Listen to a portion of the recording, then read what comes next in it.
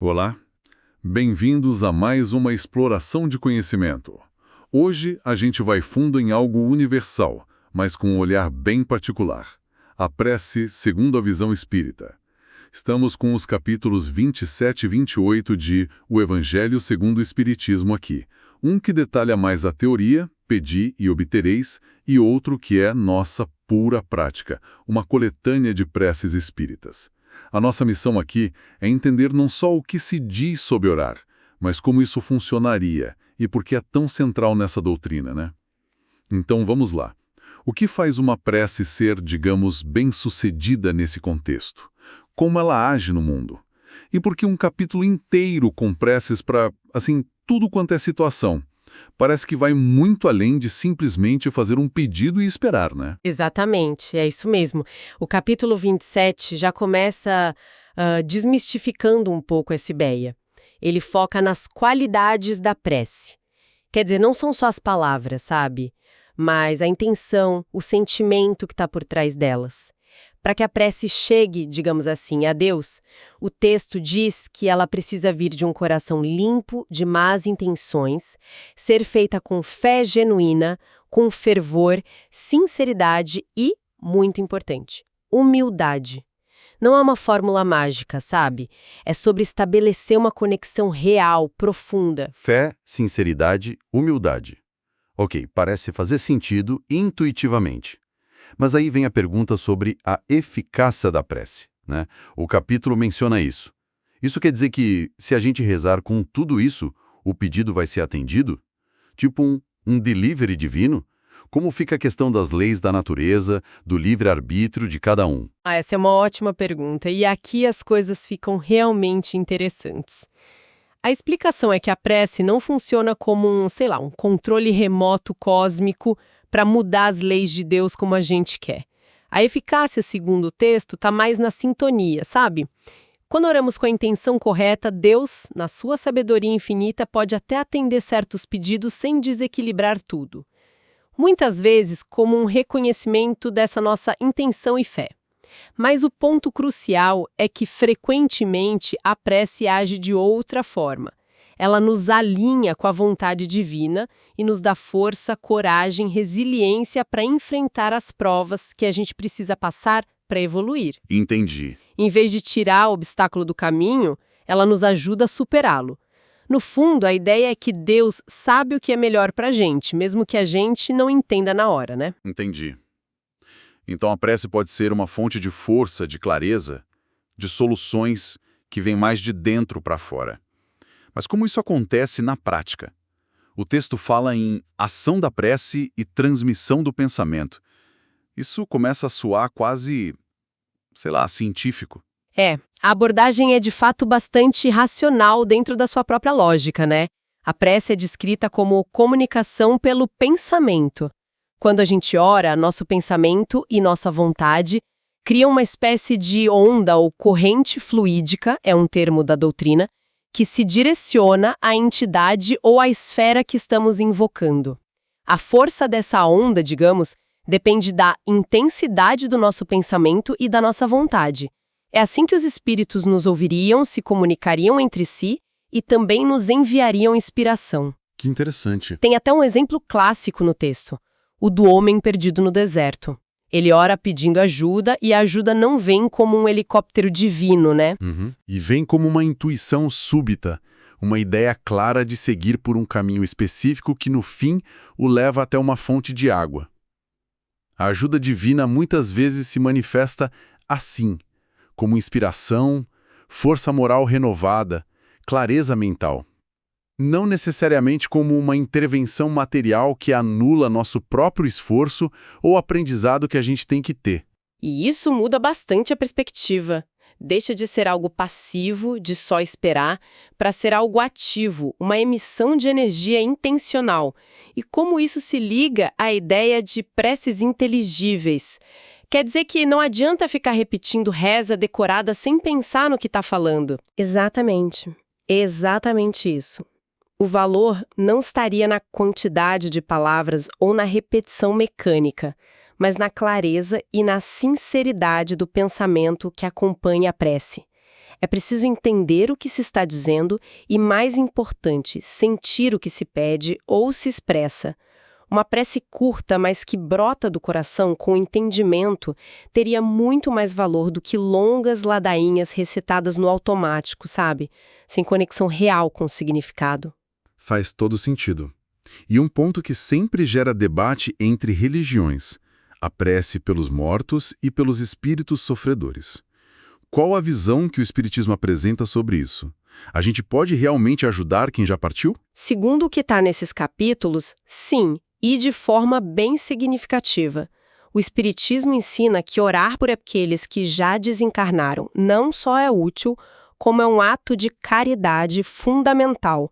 Isso vai contra aquela ideia de um destino selado e imutável logo após a morte, né? Certo. A prece funcionaria como um envio de bons fluidos, de consolo, de encorajamento. Para um espírito que está em sofrimento ou confuso no plano espiritual, essa prece pode ser um estímulo para encontrar a luz, se arrepender de erros e buscar o progresso. É como um abraço amigo que atravessa a fronteira da vida física, mostrando que os laços de afeto e a possibilidade de ajuda mútua continuam.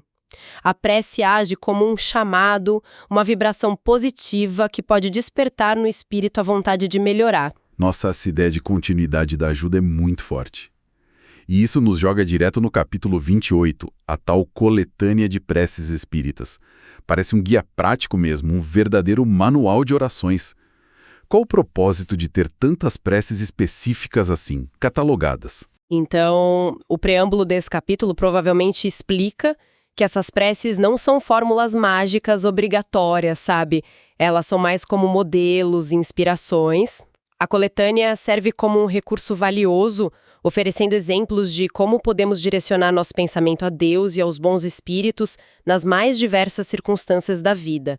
É como ter um guia que nos ajuda a expressar nossos sentimentos e necessidades de forma mais clara e focada, especialmente quando a gente não sabe bem por onde começar, né? Uhum. A própria organização dela já diz muito. Tem preces gerais, preces por nós mesmos, preces pelos outros, por quem já partiu e por doentes e obsidiados. Cobre, assim, praticamente todas as áreas da experiência humana. Vamos dar uma olhada nessas categorias. As preces gerais incluem até a oração dominical, o Pai Nosso, mas com comentários explicando cada frase sob a ótica espírita. Interessante isso. E tem preces para reuniões, para médiuns, e isso já sinaliza a importância da prática coletiva e da responsabilidade de quem trabalha com a mediunidade, certo? Sem dúvida. Mostra que a prece não é só um ato individual, mas também um elemento de coesão e proteção nos trabalhos em grupo. Mas a sessão de preces por aquele mesmo que ora é vastíssima, né? E revela muito sobre o foco da doutrina. Vai desde pedir ajuda aos protetores espirituais, que seriam como nossos anjos da guarda, Sim. até pedir força para afastar más influências espirituais. E aí o próprio texto adverte que a melhor defesa é a nossa própria reforma moral, tirando de nós aquilo que atrai essas influências, entende? Entendo. Gosto dessa conexão direta entre a prece e a autoobservação. Tem preces para pedir ajuda para corrigir um defeito específico? Para resistir a uma tentação? Nossa, até mesmo uma prece de agradecimento depois de conseguir vencer uma tentação. E para pedir conselhos ou para encontrar resignação nas dificuldades?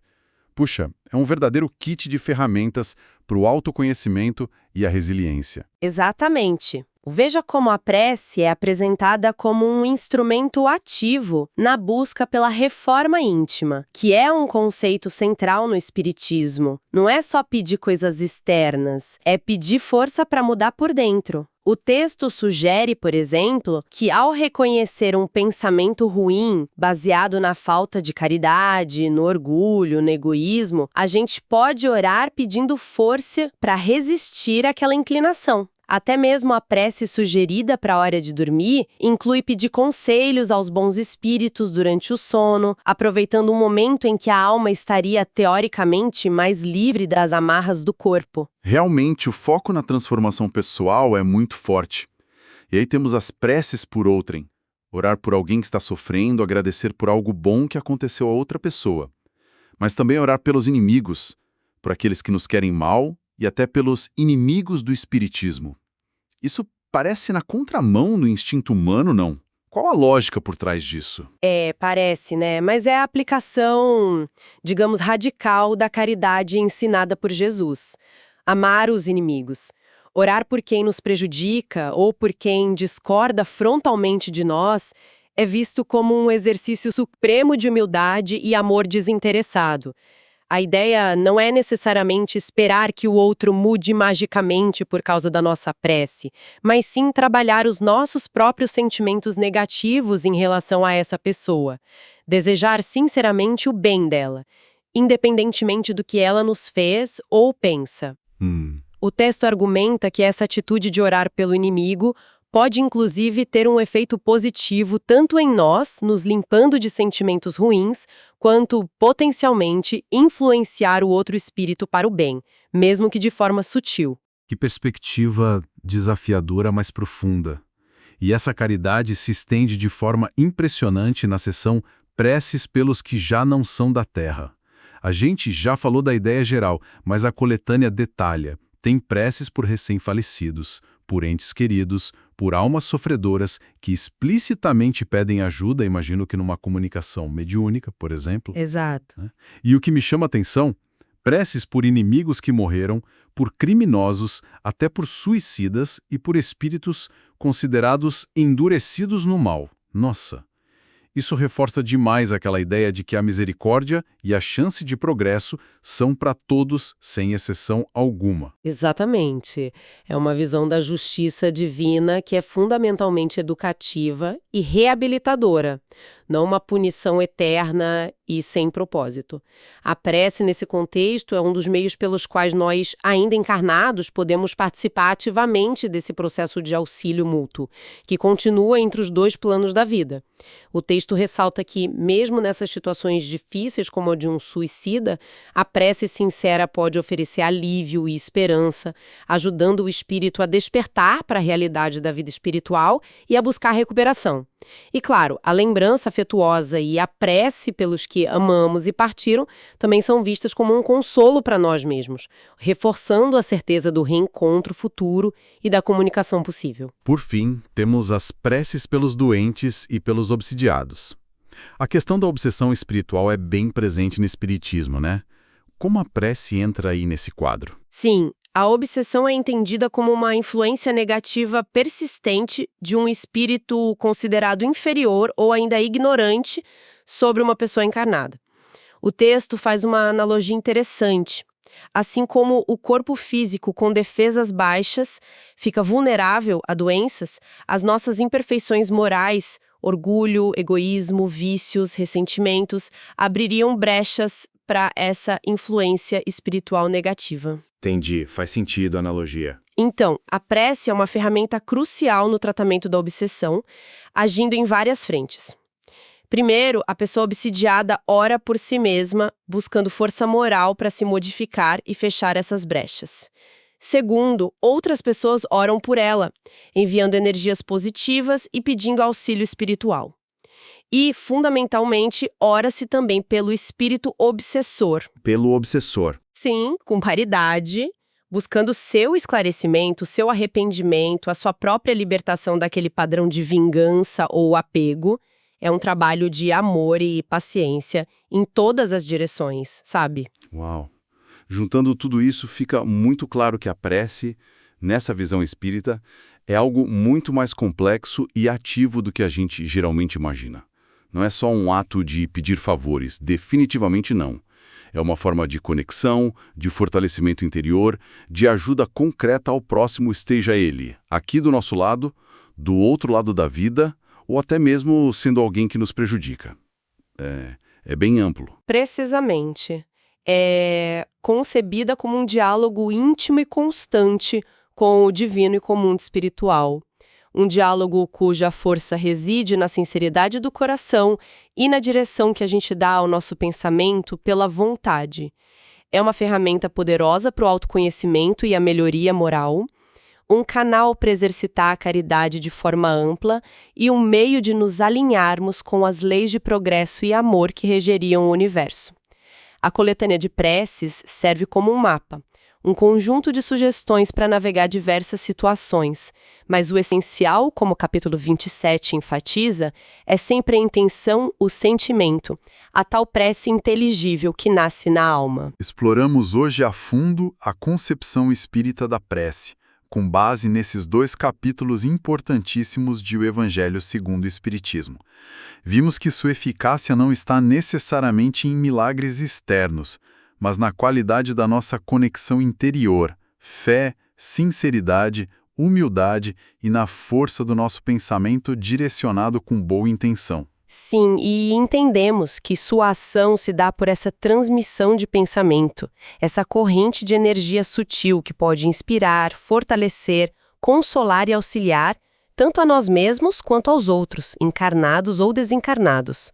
Sempre, claro, respeitando o livre-arbítrio e as leis naturais, como a gente comentou. Compreendemos também a dimensão da prece como um ato de caridade ativa e universal. Um convite a estender nosso cuidado e bons desejos a todos, né? Desde os que sofrem ao nosso redor até aqueles que já partiram, ou mesmo aqueles com quem temos conflitos, enxergando em todos, sem exceção, a possibilidade de progresso moral. É um chamado constante para melhoria íntima e para solidariedade. E a prece é um dos instrumentos mais diretos para colocar esses ideais em prática no dia a dia. A coletânea é um recurso, mas a verdadeira prece é aquela que a gente compreende e sente de verdade. Fica então a reflexão final. Se a prece é essa ferramenta ativa de direcionar pensamento e vontade, esse canal de comunicação e auxílio que transcende o mundo material, como podemos usá-la de forma mais consciente, mais significativa, mais caridosa no nosso cotidiano? Talvez não só nos momentos de aperto, mas como um hábito, uma prática, que nos conecta mais profundamente com nós mesmos, com os outros e com o sentido maior da vida. Pensem nisso.